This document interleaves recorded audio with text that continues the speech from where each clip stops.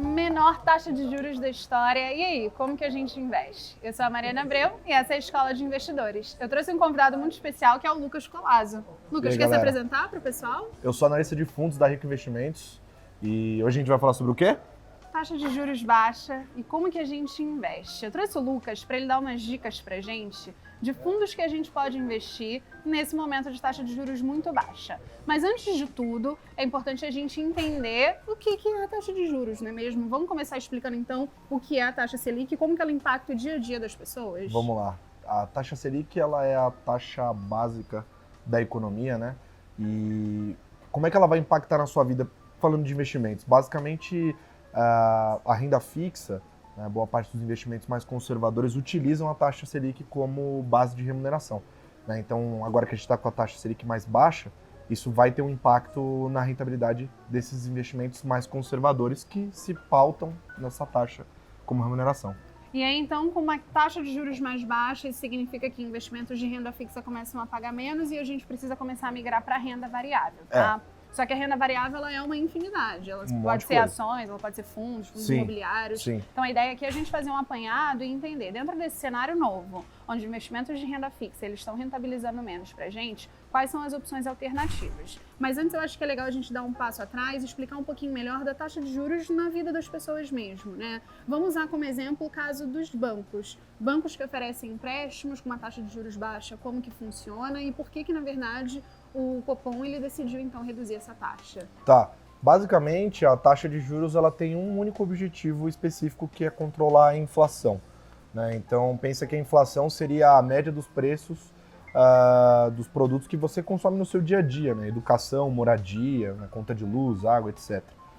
Com os preços desses produtos estão mais baixos porque a demanda está mais baixa, então a gente, só lembrando, a gente está voltando de uma recessão.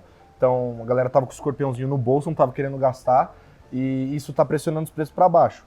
Com a inflação mais fraca, para estimular a economia, o Banco Central, né, o Copom, diminui essa taxa para tentar criar estímulos, né? Fazendo o quê? Diminuindo a taxa do crédito, então com a taxa de juros, o crédito fica mais barato, mais fácil, então você acaba tendo esse estímulo para consumir, né, e com o consumo voltando, ele tende a estimular essa inflação.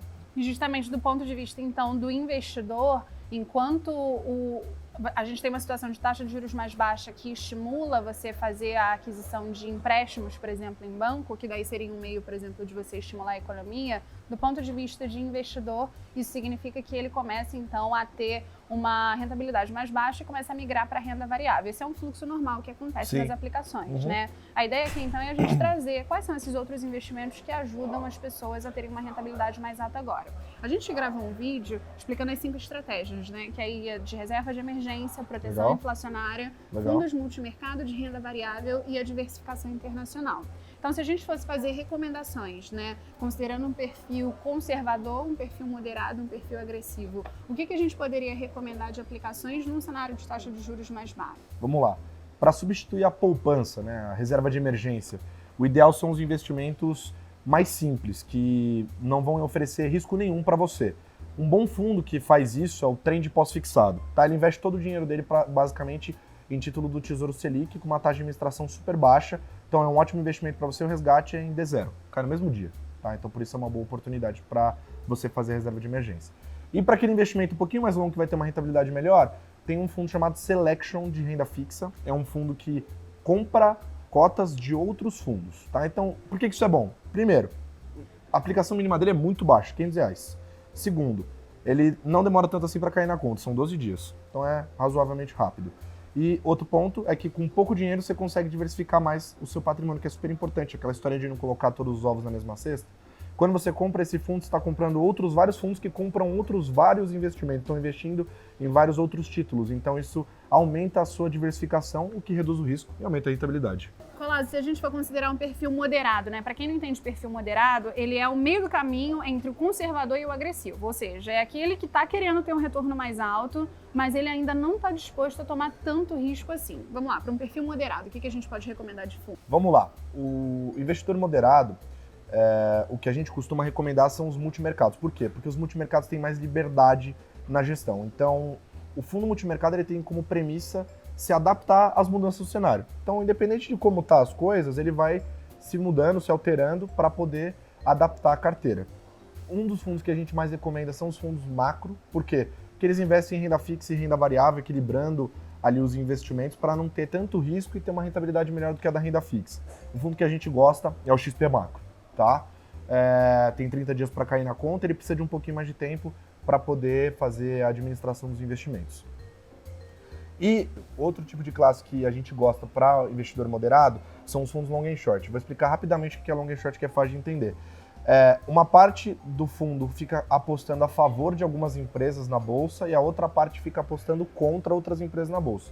Dando um exemplo de um setor específico, imagina que o fundo acha que o Itaú vai bem e o Banco do Brasil não. Então ele compra as ações do Itaú e vende as ações do Banco do Brasil e ele ganha a diferença entre as duas.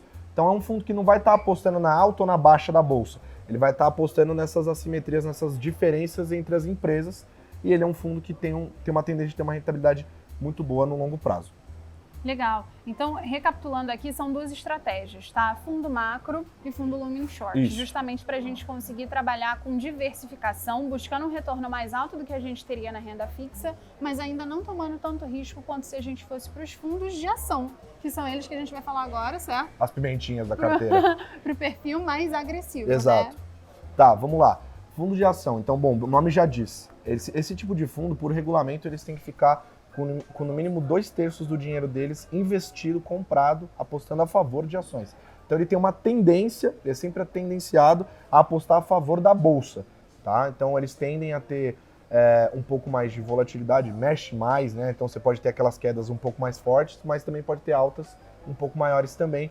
No longo prazo, são fundos bem interessantes para a carteira. Dois fundos que a gente gosta muito dessa classe, tá? O Dália Total Return, que acabou de abrir para captação, ele é um fundo multimercado focado em ações, 2/3 dele sempre está investido em comprado, apostando nas empresas da bolsa que eles acreditam que vão subir, vão ter uma valorização, e com o outro terço eles diversificam a carteira para se proteger. E um fundo que é só ações, é puro de ações, o Equita Selection é um fundo muito bom que a gente gosta, basicamente porque a gestão do fundo é bem descentralizada e que participa bastante, tem sido um dos destaques de rentabilidade dos últimos 3 anos, então é um fundo que a gente gosta bastante. Legal. Bom, então recapitulando, a ideia aqui foi passar pelo conceito do que é a taxa de juros, fazer algumas recomendações de fundos, porque a gente entende que para o investidor que está chegando agora é mais fácil delegar isso para um profissional do que fazer por conta própria. E aí a gente passou pelos 3 perfis de investidores, né? Que é o investidor conservador, o moderado e o agressivo. O fato da gente estar recomendando alguns fundos de renda variável nesse cenário de queda de taxa de juros